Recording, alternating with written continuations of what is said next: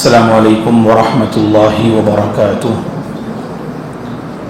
الحمد للہ رب العالمین والعاقبۃ للمتقین والصلاة والسلام علی رسولہ الامین وعلی آلہ وصحبہ اجمعین ومن تبعہ بإحسان الی یوم الدین، اما بعد فاعوذ باللہ من الشیطان الرجیم۔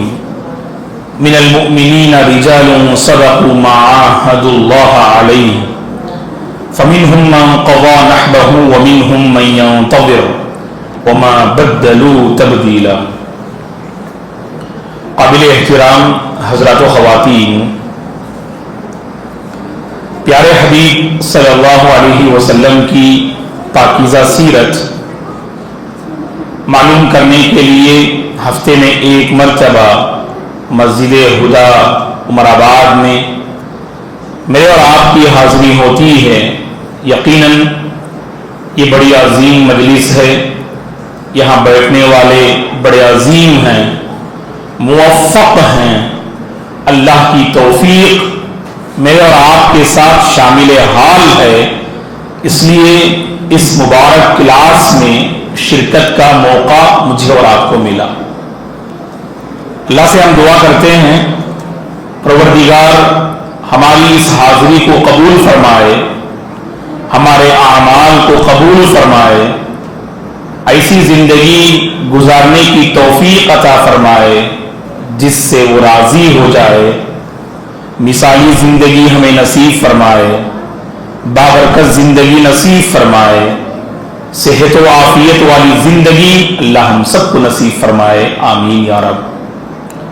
محترم حضرات و خواتین، جیسا کہ آپ جانتے ہیں پچھلی کلاسوں میں ہم نے جنگ احد کے سلسلے میں چند واقعات آپ کے حوالے کیا تھا۔ خاص کر میدان احد میں پہلے راؤنڈ میں مسلمانوں کی عظیم کارکردگی، کامیابی ملنے کے بعد جب مسلمان میدان میں مال غنیمت جمع کرنے میں مصروف تھے تو خالد بن ولید رضی اللہ عنہ جو ابھی حالت کفر میں تھے، اچانک آپ کا مسلمانوں پہ حملہ کرنا، جس کی وجہ سے ایک جانب مسلمان کافی پریشان ہو گئے، سمجھ میں نہیں آ رہا تھا کہ کیا کریں، جنگ کی صورتحال پوری طرح سے بدل گئی۔ ایک جانب مسلمان خود اپنے ہی بھائیوں کو قتل کرنے لگ گئے، سمجھ میں نہیں آ رہا تھا کہ سامنے کس سے مقابلہ ہو رہا ہے، تو دوسری جانب ایک المناک خبر جو حقیقت میں وہ خبر سچی نہ تھی، لوگوں میں یہ خبر پھیل گئی کہ اللہ کے نبی ہمارے درمیان موجود نہ رہے، تو صلی اللہ علیہ وسلم کی وفات اور شہادت کی خبر سن کر صحابہ کرام رضوان اللہ علیہ اجمعین کی ہمتیں پست ہو گئیں۔ بعض صحابہ اپنے ہاتھوں سے تلوار انہوں نے نیچے ڈال دیا، مایوس ہو کر بیٹھ گئے، تو بعض صحابہ میدان جنگ سے فرار ہونے لگے، تو بعض صحابہ ڈٹ کر انہوں نے کفار اور مشرکین سے مقابلہ کیا۔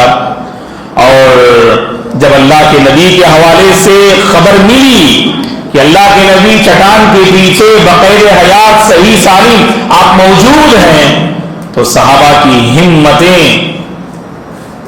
بڑھنے لگی اور وہ ڈٹ کر مقابلہ کرنے لگے۔ اور جب مشرکین کو خبر ملی کہ اللہ کے نبی بقیر حیات ہیں، تو مشرکین یہ کے بعد دیگر آپ پر حملہ کرنے کے ارادے سے قریب آئے۔ آپ کے بعض جان نثار صحابہ نے آپ صلی اللہ علیہ وسلم کی حمایت کی، اور آپ کی حمایت اور بچاؤ میں اپنا پورا جسم، اپنا پورا زور، اپنی پوری طاقت انہوں نے صرف کر دی۔ اور بعض صحابہ کے نام بھی ہم نے آپ کے حوالے کیے جنہوں نے اللہ کے نبی کی حمایت اور اللہ کے نبی کو بچانے میں جنہوں نے عظیم کردار اس میدان احد میں ادا کیا۔ بعض صحابہ کی بڑی عظیم قربانیاں اس میدان احد میں ہیں دوستو. ایک واقعہ ہم آپ کے حوالے کرتے ہیں، بڑا عظیم واقعہ ہے یہ، حضرت انس بن نضر رضی اللہ عنہ کا واقعہ، جو حقیقت میں میدان بدر میں کسی وجہ سے شریک نہ ہو پائے. انس بن نضر رضی اللہ عنہ کو اس کا بڑا احساس تھا اور اس پر بڑی آپ کو شرمندگی بھی ہوئی اور بڑی آپ کو حسرت بھی ہوئی میدان بدر میں آپ کی شرکت کا نہ ہونا. اسی لیے احد میں آپ کی حاضری ہوئی. احد کے حالات کافی سنگین اور نازک تھے. ایسی صورت میں انس بن نضر کی بہادری دیکھیے رضی اللہ عنہ. انس بن نضر رضی اللہ عنہ آگے بڑھے. آگے بڑھتے ہوئے کیا کہا جانتے ہیں آپ نے؟ نظر کے رب کی قسم. نظر یہ آپ کے والد محترم کا نام ہے. آپ رضی اللہ عنہ نے کہا نظر کے رب کی قسم مجھے میدان احد میں جنت کی خوشبو محسوس ہو رہی ہے. میدان احد میں مجھے جنت کی خوشبو محسوس ہو رہی ہے. اور آپ آگے بڑھتے گئے. سعد بن معاذ رضی اللہ عنہ سے آپ نے ملاقات کی، جو اپنے انصار بھائیوں کے ایک عظیم سردار تھے. سعد بن معاذ رضی اللہ عنہ سے حضرت انس بن نضر نے کہا وہی بات آپ نے کہی، اے سعد مجھے اس میدان میں جنت کی خوشبو محسوس ہو رہی ہے. حضرت سعد بن معاذ رضی اللہ عنہ نے حضرت انس بن نضر کی اس بات اور آپ کی اس شجاعت کو دیکھا اور سنا تو سعد بن معاذ فرماتے ہیں میں آپ کے پیچھے ہو گیا، لیکن میدان احد میں انس بن نضر نے جو بہادری کے جوہر دکھائے میں وہ بہادری کے جوہر دکھا نہیں سکا. آخر کار انس بن نضر کی اس جنگ میں شہادت ہو جاتی ہے. اور شہادت ایسی، مشرکین کے تیر، تلوار، نیزے اس قدر آپ کے جسم پر وار ہوئے تھے. مورخین نے لکھا ہے، سیرت نگاروں نے لکھا ہے، صحیح واقعات کے ساتھ روایات کے ساتھ یہ خبر وارد ہے کہ انس بن نضر پہچان میں نہیں آ رہے تھے. آپ کا چہرہ پہچان میں نہیں آ رہا تھا کہ کون ہے انس بن نضر. اس قدر زخموں سے آپ کا جسم چور ہو چکا تھا. اور لکھا ہے کہ 80 سے زائد زخم آپ کے جسم مبارک پر تھے. آخر کار آپ کی بہن نے پہچانا، اور پہچانا کیسے؟ انگلیوں کے جو پور ہوتے ہیں نا اس کو دیکھ کر انہوں نے پہچانا. آپ کی بہن ربیعہ رضی اللہ عنہا نے، آپ کی بہن ربیعہ رضی اللہ عنہا نے پہچانا کہ یہ میرے بھائی انس بن نضر ہیں. اللہ اکبر. 80 سے زائد زخم آپ کے جسم مبارک پر تھے. دوستو یہ حال انس بن نضر رضی اللہ عنہ کا.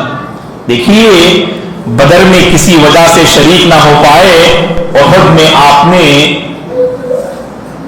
شریک نہ ہونے کے سلسلے میں جو مایوسی تھی نا اسے آپ نے یہاں پورا کر لیا. ایمان والے بندے ایسے ہی ہوتے ہیں دوستو. جب کسی وجہ سے کسی کار خیر میں، نیکی کے کام میں شرکت کا موقع نہ ملے نا، لیکن مستقبل میں جب ملے تو جم کے اس میں قدم رکھنا. اللہ نے ایسے لوگوں کے بارے میں کہا سورہ احزاب میں من المؤمنین رجال صدقوا ما عاهدوا اللہ علیہ فمنهم من قضى نحبه ومنهم من ينتظر. ایمان والوں میں سے بعض اللہ کے بندے ایسے ہیں جنہوں نے اللہ سے کیا ہوا وعدہ پورا کر لیا، پورا کر کے دکھایا، اور بعض اللہ کے بندے ابھی انتظار میں ہیں کہ کب موقع ملے گا اور اللہ سے کیا ہوا وہ عہد و پیمان اور وہ وعدہ ہم سچ کر دکھائیں گے. ہم دوستو یہ صرف انس بن نضر رضی اللہ عنہ کا حال نہیں، خود میرے اور آپ کے نبی صلی اللہ علیہ وسلم کا حال جانتے ہیں آپ. میدان احد میں کیا ہوا تھا؟ اللہ کے نبی صلی اللہ علیہ وسلم کی حمایت میں، آپ کو بچانے میں جہاں صحابہ نے بڑا عظیم کردار ادا کیا، اس کے باوجود اللہ کے نبی کو اس جنگ میں کافی تکلیف ہوئی صلی اللہ علیہ وسلم کو۔ اور آپ کو معلوم ہونا چاہیے اللہ کے نبی صلی اللہ علیہ وسلم صرف صحابہ کو ابھارتے نہ تھے، بلکہ آپ نے خود اپنی بہادری کے جوہر اس میدان میں آپ نے دکھائے۔ صلی اللہ علیہ وسلم نے مختلف مشرکین پر آپ نے تیر پھینکے اور آپ نے تیر برسائے صلی اللہ علیہ وسلم۔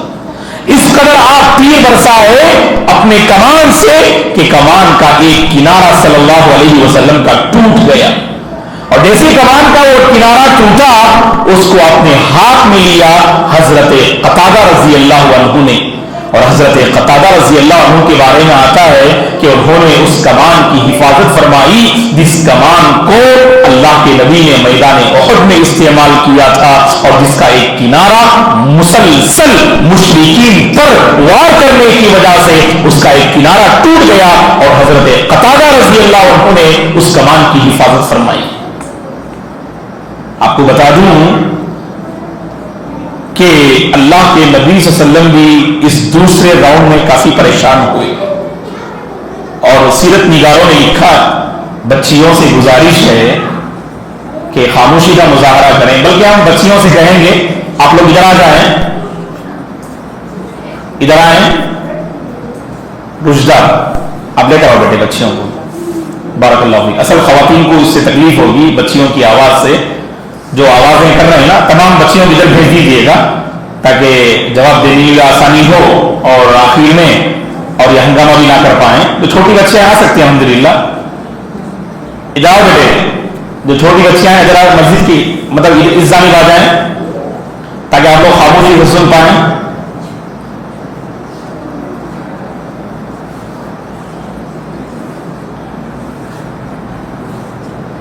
تو نہیں آ رہے ہیں شاید، خاموش رہے گئے شاید، ٹھیک ہے۔ اگر پھر آپ لوگ اچھا ماشاء اللہ آئیے، آؤ بیٹے، بارک اللہ فیکن، آئیے الحمدللہ۔ تو خاموش بیٹھے ہیں، اللہ کا گھر ہے نا، آپ لوگ بھی اللہ جزاک خیر دے، ماشاء اللہ آتے ہیں وقت نکالتے ہیں، ہماری یہ معصوم بچیاں معصوم بچے اللہ ان کے اوقات میں برکت دے، قبول فرمائے اللہ تعالیٰ، ان کے فیوچر کو اللہ سنوار دے، بنا دے۔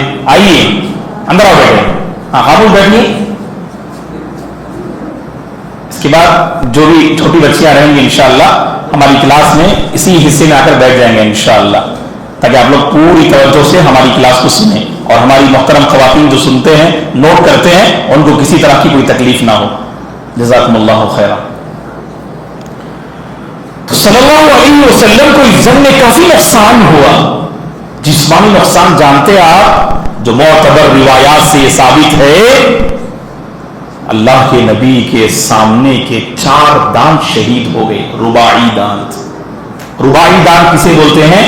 سامنے کے اوپر کے 2 اور سامنے کے نیچے کے 2، 4 دانت صلی اللہ علیہ وسلم کے اس جنگ میں شہید ہو گئے، اور صلی اللہ علیہ وسلم، اور آپ کا سر مبارک بھی زخم سے چور ہو گیا، بہت گہری چوٹ اللہ کے نبی کو، آپ کے سر پہ بڑی گہری چوٹ لگی، اور آپ کی پیشانی زخم آلود ہو گئی، اور اللہ کے نبی صلی اللہ علیہ وسلم ایک گڑھے میں جا کے گر پڑے۔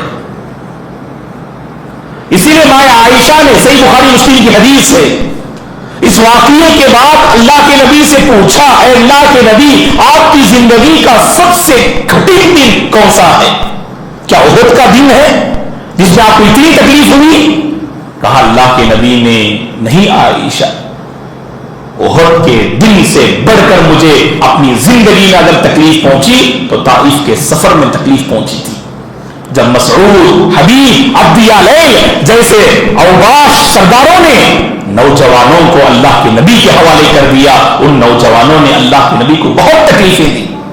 کہا کہ لائف آف پروفٹ، اللہ کے نبی کی پوری زندگی آپ پڑھیے گا، سب سے زیادہ پریشانی اللہ کے نبی کو طائف کے اس سفر میں اور طائف کے اس دن ہوئی، اور دوسرا دن یہ احد کا دن تھا۔ کتنی تکلیف، کیا تکلیف ہوئی آپ کو؟ سامنے کے 4 دانت شہید ہو گئے، سر پہ گہری چوٹ لگی، پیشانی زخم آلود ہو گئی، اور اللہ کے نبی گڑھے میں جا کے گر پڑے۔ جانتے ہیں آپ اللہ کے نبی صلی اللہ علیہ وسلم کی اس حالت پر کون آپ کا ساتھ دے رہی تھی؟ فوری طور پر آپ کی لخت جگر، آپ کی عظیم بیٹی حضرت فاطمہ آپ کی خدمت میں آتی ہے، اور آپ صلی اللہ علیہ وسلم کے چہرے مبارک سے خون کو صاف کرتی جاتی ہیں۔ اللہ کے نبی نے اس موقع پہ فرمایا وہ قوم کیسے کامیاب ہوگی جس نے اپنے نبی کے چہرے کو لہو لہان کر دیا۔ فوری طور پر اللہ حکم نازل کرتے ہیں لیس لک من الامر شیء او یتوب علیہم او یعذبہم فانہم ظالمون۔ اے نبی آپ کے اختیار میں نہیں ہے، اے نبی آپ کے اختیار میں کچھ نہیں ہے، اللہ جسے چاہے توبے کی توفیق دیں گے، اللہ جسے چاہے عذاب دیں گے، اور حقیقت میں یہ ظالم ہیں جنہوں نے آپ کے ساتھ یہ معاملہ کیا ہے۔ اس کے بعد جانتے ہیں اللہ کے نبی کی زبان مبارک سے کیا الفاظ نکلے؟ اللہ کے نبی نے ابھی کہا وہ قوم کیسے کامیاب ہوگی جس نے اپنے نبی کے چہرے کو خون سے لہولہان کر دیا۔ اس کے بعد اللہ کے نبی کی زبان مبارک سے کتنے بہترین الفاظ نکلے، رحمت للعالمین تھے دوستو میرے اور آپ کے پیغمبر، رب اغفر لقومی فإنہم لا یعلمون، اے اللہ میری قوم کو معاف کر دے وہ مجھے نہیں جانتی ہے۔ یہی حال دوسرے انبیاء کا بھی تھا دوستو، اور جانتے ہیں حضرت علی رضی اللہ عنہ ایک ڈور میں پانی لاتے جاتے اور فاطمہ رضی اللہ عنہا شروع میں سمجھ میں نہیں آیا کہ خون بہ رہا تھا اللہ کے نبی کے چہرے مبارک سے، تو اس پانی سے خون کو صاف کر رہی تھی اور دیکھا کہ خون رکنے کا نام نہیں لے رہا ہے۔ فوری طور پر حضرت فاطمہ کے ذہن میں یہ بات آئی، وہاں پر چٹائی کے کچھ ٹکڑے تھے، اسے آپ نے جلایا اور اس کے راکھ کو آپ نے اس زخم کے مقامات پہ آپ نے رکھ دیا۔ اس راکھ کو رکھنے کی وجہ سے اللہ کے نبی کے چہرے مبارک سے خون کا آنا بند ہوا۔ فاطمہ رضی اللہ عنہا کا یہ کردار رہا اس جنگ میں دوستو، اور چلتے چلتے یہ بات بھی ہم آپ کے حوالے کرتے ہیں۔ خواتین تھیں اس جنگ میں، اور میں نے اس سے پہلے اشارہ کیا تھا کہ اللہ کے نبی اپنے ساتھ جیسے مشرکین لاتے تھے، دونوں کے لانے میں بڑا فرق تھا۔ مقصد کیا تھا؟ مشرکین کیوں عورتوں کو لاتے تھے؟ راستے میں ابھارنے کے لیے، ناچ گانوں کی محفلیں منعقد کرنے کے لیے، شراب نوشی کی محفل میں عورتوں کو نچانے کے لیے وہ عورتوں کو لاتے تھے، اور اللہ کے نبی عورتوں کو ساتھ رکھتے تھے۔ بڑا نیک مقصد تھا، مرہم پٹی کا کام کرنے کے لیے، نرسنگ کا کام کرنے کے لیے، تو نرسنگ کا کام کرتی تھی یہ جو ہے خواتین میدان جنگ میں۔ تو میں 5 ایک تو ابھی ذکر کر دیا، ایک خاتون کا نام حضرت فاطمہ رضی اللہ عنہا، بقیہ 5 نام میں آپ کے حوالے کرتا ہوں، ذہن میں رکھیے گا کہ یہ 5 عظیم خواتین تھیں جنہوں نے اس جنگ میں حصہ لیا، اور صحابہ کی انہوں نے مرہم پٹی کی، جو صحابہ زخمی ہو گئے ان کے ساتھ جو ہے یعنی مشفقانہ اور رحم دلانہ معاملہ جو ہے وہ خواتین کیا کرتی تھی۔ ایک حضرت عائشہ رضی اللہ عنہا، دوسری ام سلیم رضی اللہ عنہا، تیسری ام سلیط، یہ نام تھوڑا سا نیا ہے آپ لوگوں کے لیے، ام سلیط، سین لام یا تو، سلیط، یس یہ یل ڈبل ای ٹی، سلیط لکھنا چاہیے۔ ام سلیط یہ بھی صحابیہ ہیں رضی اللہ عنہا۔ ایک اور نام ہے ام عمارہ، عین سے، ام عمارہ رضی اللہ عنہا۔ ایک اور نام ہے 5واں نام حضرت حمنہ بنت جحش۔ ابھی ان کے بھائی کے بارے میں آپ کو بتائیں گے واقعہ۔ حمنہ بنت جحش کون ہے؟ یہ زینب بنت جحش کی بہن ہے۔ زینب بنت جحش کون ہے؟ یہ اللہ کے نبی کی ازواج مطہرات، آپ کی بیویوں میں سے ایک بیوی ہیں جن کی شادی اللہ نے آسمان میں کرائی تھی۔ یہ بڑی بہت فخر سے کہتی تھی دیگر تمام جو ہے اپنی سوکنوں سے، تمہاری شادی زمین والوں نے کرائی اور میری شادی آسمان والے نے کرائی، کیونکہ 20 پر 2ویں پارے میں سورہ احزاب میں اللہ نے زینب بنت جحش، زید بن حارثہ اور ہمارے نبی کے بارے میں تذکرہ کیا ہے اللہ تعالیٰ نے، اور یہی وہ زینب بنت جہش ہے جن کی پہلی شادی اللہ کے نبی کے لے پالک بیٹے، لے پالک بچے حضرت زید بن حارثہ سے ان کا نکاح ہوا تھا، لیکن اس کے بعد طلاق ہوئی اور طلاق کے بعد اللہ کے نبی نے زینب بنت جہش رضی اللہ عنہا سے نکاح کیا. اور یہ بات بھی آپ جانتے ہیں، شاید آپ کے نالج میں یہ بات رہے گی، پورے قرآن مجید میں صرف زید وہ صحابی ہیں جن کا نام اللہ نے جو ہے قرآن میں ذکر، بقیہ کسی بھی صحابی کا نام نہیں ہے. اللہ نے حضرت ابو بکر کے بارے میں کہا، عمر رضی اللہ عنہ کے بارے میں کہا، دیگر صحابہ کے بارے میں اللہ نے عمومی بات فرمائی، کسی کا نام اللہ نے نہیں لیا.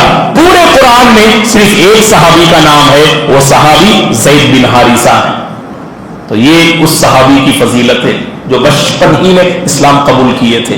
اللہ کے نبی سے بڑا گہرا تعلق تھا زید بن حارثہ رضی اللہ عنہ کا. بہرحال یہ حمنہ بنت جہش کون ہے؟ یہ زینب بنت جہش کی بیٹی کی بہن ہے. یہ دیکھیے گا، یہ 5 حضرت عائشہ رضی اللہ عنہ، حضرت ام سلیم رضی اللہ عنہ، حضرت ام سلیط رضی اللہ عنہ، حضرت ام عمارہ رضی اللہ عنہ اور حضرت حمنہ بنت جہش رضی اللہ عنہ. ابھی میں نے کہا کہ حمنہ بنت جہش رضی اللہ عنہ کے بھائی کا بڑا عظیم کردار ہے اس میدان احد میں. آپ کے حوالے وہ واقعہ کرتے ہیں، غور سے سنیے. عبداللہ بن جہش جو اللہ کے نبی کے سالے تھے، اللہ کے نبی کے سالے تھے عبداللہ بن جہش رضی اللہ عنہ، اس جنگ میں آپ شریک ہوئے. جانتے ہیں عبداللہ بن جہش جنگ میں مشرکین سے مقابلہ کرنے سے پہلے آپ نے کچھ الفاظ کہے، آپ نے ایک بات کہی، علماء نے لکھا ہے وہ الہامی باتیں رہیں، وہ الہامی الفاظ رہے. جو آپ نے کہا نا ویسا ہی ہوا. اسے بولے الہامی شخصیت بولتے. کیا مطلب؟ بعض لوگ سبحان اللہ جو ہے اللہ تعالیٰ ان کی دینداری کی وجہ سے کچھ ایسا نوازتا ہے نا، جو وہ کہتے ہیں اس کے مطابق وہ ہو جاتا ہے. عمر بن خطاب کے بارے میں آپ نے سنا ہوگا، آپ الہامی شخصیت تھے. پردے کے بارے میں آپ نے خواہش ظاہر کی، پردے کا حکم نازل ہوتا تو کتنا اچھا ہوتا، اللہ نے نازل کر دیا. مقام ابراہیم کو مسلح جو ہے بنانے کی جو ہے آپ نے خواہش ظاہر کی، وَاتَّخِذُوا مِن مَقَامِ إِبْرَاهِيمَ مُصَلَّى کہہ کر اللہ نے آیت نازل کر دی. جنگ بدر کے قیدیوں کو قتل کر دیا جائے، یہ آپ نے خواہش کی، اللہ نے اس کے مطابق مَا كَانَ لِنَبِيٍّ أَن يَكُونَ لَهُ أَسْرَىٰ حَتَّىٰ يُسْكِنَ فِي الْأَرْضِ کہہ کر آیت نازل کر دی. اللہ نے الہامی شخصیت بولتے اسے. عبداللہ بن جہش نے کیا کہا جانتے آپ؟ ابھی مشرکین سے مقابلہ کرنے جا رہے ہیں، مشرکین سے مقابلہ کرنے جا رہے ہیں. آپ نے کہا میری خواہش ہے کہ یہ مشرکین میرا پیٹ پھاڑ دیں اور میرے کان اور ناک کے ٹکڑے ٹکڑے کر دیں، اور اللہ کے دربار میں جب میں حاضر ہوں تو اللہ مجھ سے پوچھے کہ یہ کیوں کر تمہارے ساتھ معاملہ ہوا، تو میں کہنے لگوں پروردگار سے مولا کریم تیری خاطر، تیرے دین کی خاطر میرے ساتھ یہ حشر ہوا ہے، میرا یہ معاملہ ہوا ہے.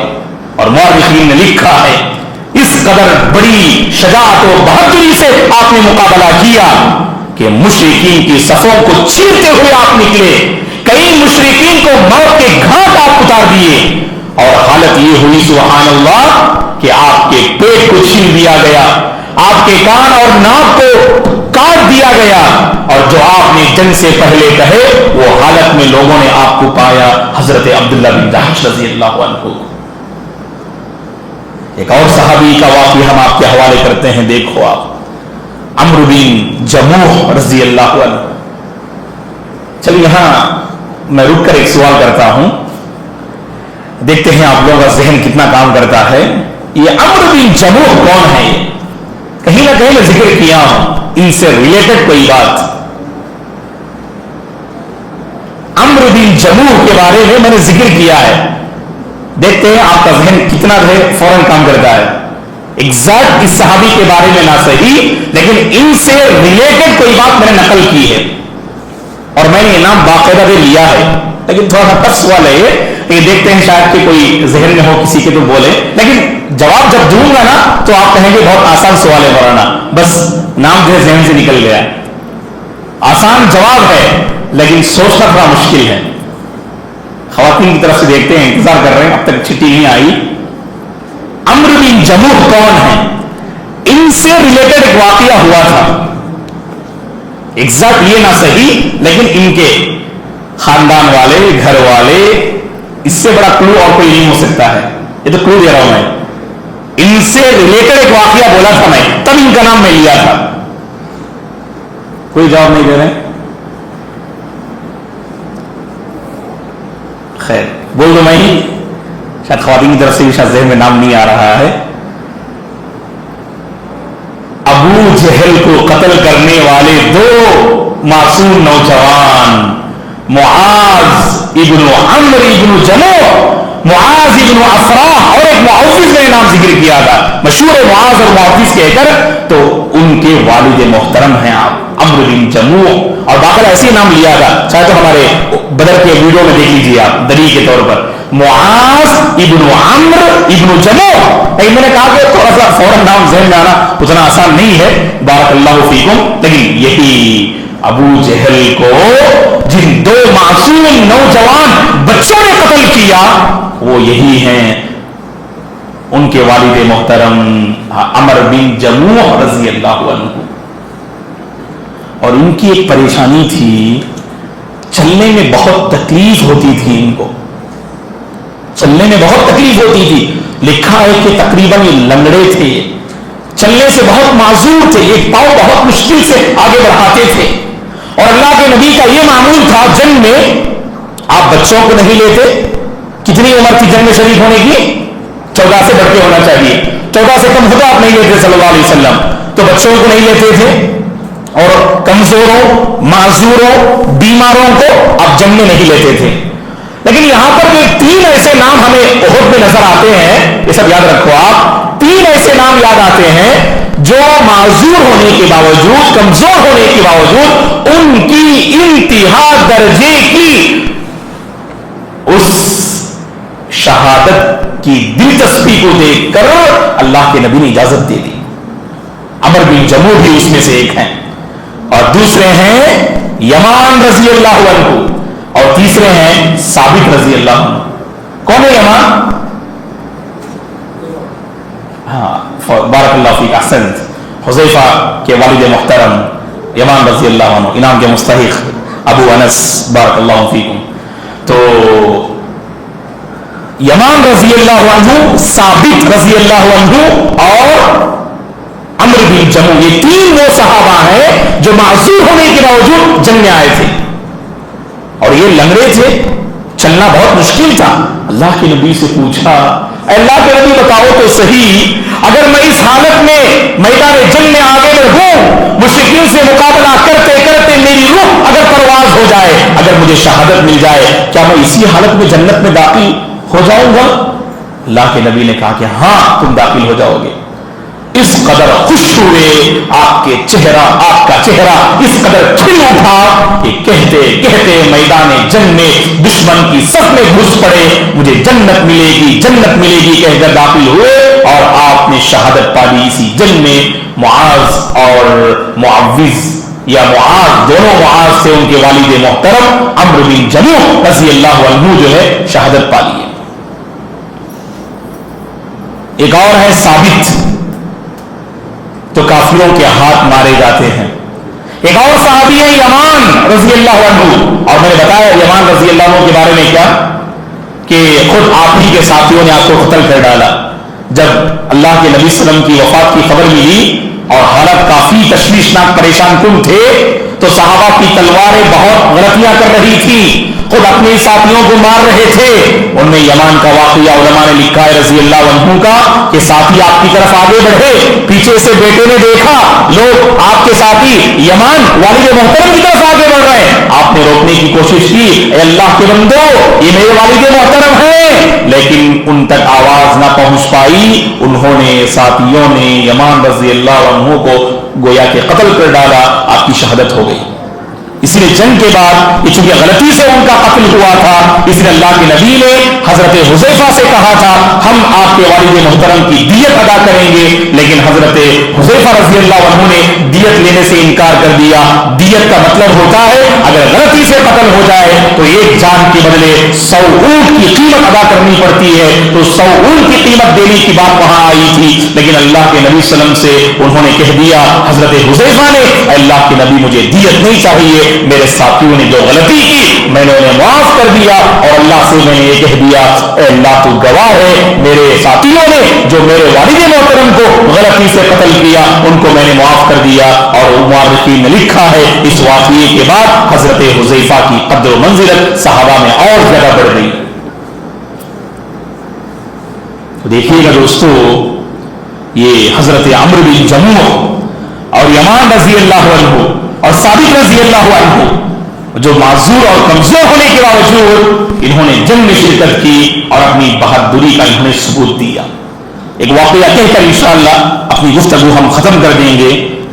جنگ کی اس نازک صورتحال میں اللہ کے نبی صلی اللہ علیہ وسلم حضرت ابو بکر اور حضرت عمر رضی اللہ عنہما ایک چٹان کے پاس آپ گئے۔ ابو سفیان رضی اللہ عنہ جو ابھی حالت کفر میں، صحیح بخاری کی حدیث ہے تو آپ کے حوالے کر رہے ہیں، بہت پہلے ہم نے کسی معاملے میں اس واقعے کو نقل کیا تھا، شاید یہ واقعہ آپ کو یاد ہوگا۔ صحیح بخاری کی حدیث ہے حضرت ابو سفیان رضی اللہ عنہ صخر بن حرب رضی اللہ عنہ اللہ کے نبی کو تلاش کرتے ہوئے آئے، اور ابھی کافر تھے، آپ کفر کی حالت میں تھے، تلاش کرتے ہوئے آئے اور دیکھا کہ کہیں نظر نہیں آ رہے ہیں، زور سے کہا کیا یہاں محمد موجود ہے؟ اللہ کے نبی نے ابو بکر اور عمر کو اشارہ کیا کچھ مت کہو، خاموش رہو۔ پھر ابو سفیان نے بلند آواز سے پوچھا کیا عمر زندہ ہے، ابو بکر زندہ ہے؟ اللہ کے نبی نے کہا کہ کچھ جواب مت دو، خاموش رہو۔ سب چٹان کے پیچھے چھپے ہوئے تھے۔ تو فوری طور پر ابو سفیان نے کہا رضی اللہ عنہ نے چلو محمد بھی ختم ہو گئے، عمر بھی ختم ہو گئے، ابو بکر بھی ختم ہو گئے، بہت اچھا ہوا۔ یہ سن کر بہت غصہ آیا عمر رضی اللہ، بڑی جلال والی شخصیت تھی آپ کی۔ عمر رضی اللہ طیش میں آ گئے، آپ نے کہا بلند آواز سے اے اللہ کے دشمن، تجھے ناراض کرنے والی چیز ابھی بھی باقی ہے، تجھے غم دلانے والی چیز ابھی بھی باقی ہے۔ اللہ کے نبی محمد بھی زندہ ہیں، ابو بکر بھی زندہ ہیں اور عمر بھی زندہ ہیں۔ تو فوری طور پر ابو سفیان نے کہا ہبل کی شان بلند ہو، ہبل کی شان بلند ہو۔ یہ ہبل کیا ہے؟ یہ ہبل بت ہے۔ اس بت سے ریلیٹڈ کوئی بات جو ہماری کلاس میں ہم نے کہا تھا بہت پہلے، کوئی بات یاد ہے؟ ہبل سے متعلق کوئی بات؟ لات ایک بت ہے، عزا ایک بت ہے، ہبل ایک بت ہے، ود ایک بت ہے، سوا ایک بت ہے، یغوث ایک بت ہے، نصر ایک بت ہے۔ تو ہبل کے بارے میں کوئی بات یاد ہے آپ کو؟ خاص بات تو یاد رکھنے کے قابل ہے۔ خواتین میں سے ہم نے کہا تھا لیکن پتہ نہیں آپ لوگ بہت پہلے بہرحال اگر کسی کو یاد ہے تو بولیے گا۔ ہبل کے بارے میں کوئی خاص بات کچھ یاد نہیں، ریلیٹڈ؟ خیر بتاتا ہوں میں۔ ہبل یہ وہ بت ہے جو سب سے پہلے سرزمین مکہ میں عمر بن لوہے یمن سے لایا تھا۔ یمن سے جس بت کو سب سے پہلے مکے کی سرزمین میں گاڑا گیا یہ ہبل نامی بت ہے، اور لایا تھا کس نے؟ عمر بن لوہے نے۔ صحیح بخاری کی حدیث ہے، اللہ کے نبی نے فرمایا میں نے عمر کو دیکھا جنت میں جلتے ہوئے، کیونکہ لِأَنَّهُ كَانَ أَوَّلَ مَنْ سَيَّبَ الصَّوَائِبَ، فرمایا سب سے پہلے بت پرستی کی شروعات اسی عمر بن لوہے نے کی تھی۔ تو اسی لیے میں نے ہبل کا ذکر آیا تو شاید سوچا کہ کسی کے ذہن میں ہو، لیکن یاد رکھیے پھر کبھی پوچھوں گا انشاءاللہ۔ سب سے پہلا بت ہے جو سرزمین مکہ میں گاڑا گیا، اس کی پوجا شروع ہوئی ہبل کی. اسی لیے ابو سفیان نے کہا ہبل کی شان بلند ہو، ہبل کی شان بلند ہو. اللہ کے نبی اب تک جواب دینے سے روک رہے تھے، جیسے انہوں نے بت پرستی کا نعرہ بلند کیا، اللہ کے نبی نے کہا کہ جواب دیجیے. ابو بکر اور عمر نے کہا کہ کیا جواب دے اللہ کے نبی؟ اللہ کے نبی نے جواب دینے کا طریقہ سکھایا، اللہ اعلی و اجل، اللہ اعلی و اجل. کہو اللہ سب سے بلند ہے، سب سے بزرگ ہے، اللہ سب سے بلند ہے، سب سے بزرگ ہے. اس نے ہبل کی شان بلند ہو کہا. اللہ کے نبی نے کہا حقیقت میں جس کی شان بلند ہے وہ اللہ کی ذات ہے. وہی رکا نہیں معاملہ. ابو سفیان نے یہاں پر کہا لنا عزا ولا عزا لکم. یہی احد کے میدان میں اس نے کہا، چٹان کے پیچھے یہ تینوں چھپے ہوئے تھے، اور پہلے اس نے کہا کہ ہبل کی شان بلند ہو، اس کے بعد کہا لنا عزا ولا عزا لکم. ہمارے لیے عزا نامی بت ہے، تمہارے لیے کچھ بھی نہیں ہے. ہمارے لیے عزا ہے، تمہارے لیے کیا بھی نہیں. فوری طور پر اللہ کے نبی نے کہا کہ جواب دیجیے. ابو بکر و عمر رضی اللہ عنہما نے پوچھا کیا جواب دیں؟ اللہ کے نبی نے کہا کہو لنا مولا ولا مولا لکم، لنا مولا ولا مولا لکم. ہمارے لیے وہ پروردگار مولا ہے جو کارساز ہے، اور تمہارے لیے کوئی نہیں. اللہ اکبر. صحیح بخاری کی حدیث ہے دوستو. اور مزید جنگ احد، اس میدان میں اور بھی دیگر واقعات رونما ہوئے، وہ انشاءاللہ آنے والی کلاس میں ہم معلوم کرتے ہیں. اللہ سے ہماری دعا ہے اللہ تعالیٰ مجھے اور آپ کو رسول اللہ صلی اللہ علیہ وسلم کی پاکیزہ سیرت کے مطابق اپنی سیرتوں کو ڈھالنے کی توفیق عطا فرمائے، سنتوں سے محبت کرنے کی توفیق عطا فرمائے، اسلامی تہذیب سے محبت کرنے کی اللہ توفیق عطا فرمائے. ہر پریشانی اور آفت سے اللہ ہم سب کی حفاظت فرمائے. اللہ ہمارے گھریلو زندگی میں سکون نازل فرمائے. اللہ ہم سب کو مل جل کر رہنے کی توفیق عطا فرمائے، صحت و عافیت کے ساتھ رہنے کی اللہ توفیق عطا فرمائے. اللہ ہر بری نظر سے ہم سب کی حفاظت فرمائے، ہمارے بچوں کی حفاظت فرمائے، ہمارے نوجوانوں کی حفاظت فرمائے، ہمارے معاشرے کے بزرگوں کی حفاظت فرمائے، ہماری خواتین کی اللہ حفاظت فرمائے. اللہ ہم سب کو دین پر باقی رکھے اور دین ہی پر اللہ قاطبہ نصیب فرمائے. آمین. جزاکم اللہ خیرا و شکرا.